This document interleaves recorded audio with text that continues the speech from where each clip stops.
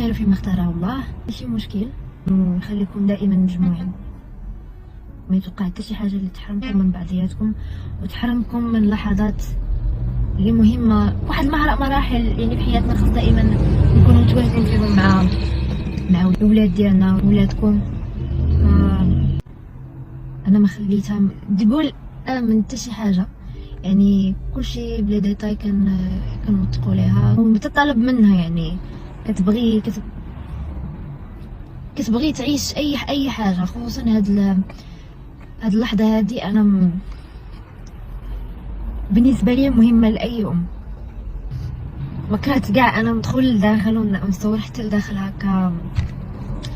هكا باش تشوف حتى الرياكشن ديال هكا صحابها بحال هكا، وندخل معاهم كاع الكلاس ونوريهم زعما اول نهار كيفاش كيدوز.